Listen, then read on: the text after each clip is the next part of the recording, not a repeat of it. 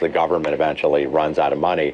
But state and local governments have been shedding jobs like crazy, so it's encouraging that that pace stopped for a bit. But they still have a lot of budget problems with the slow economy. We still need to look to the private sector for the main change here. You know, Ken, it's Christine here. These numbers don't change either campaign's worldview, do they? No, they don't. I mean, I think the Romney Economic Brain Trust really thinks that they can turn growth around.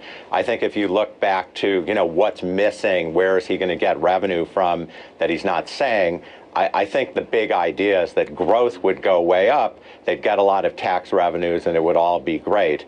I don't know, how realistic that is after a financial crisis. And the Obama administration thinks, look, we're going to stay the course. Things are getting gradually better, so let's not panic.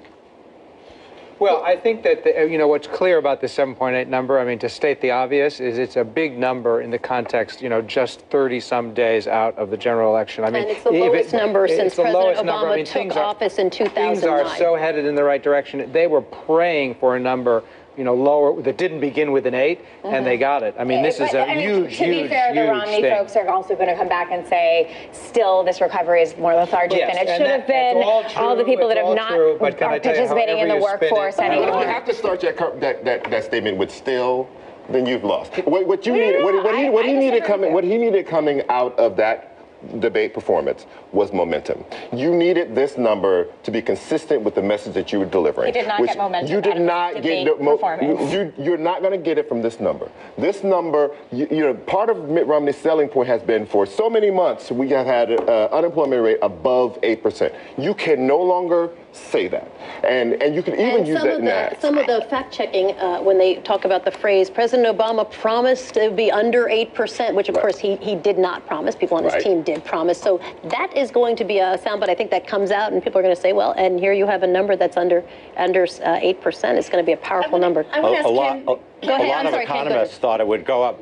A lot of economists thought it would go up to 8.3%. Right. This is a world of difference that it's gone down, and especially below that 8% mark. How does 7.8% feel for Americans looking for work compared with 8.1%? Because 7.8% still feels tough, especially for people who've been out of work 6 months or longer. Of the unemployed, 40% have been out for at least 6 months.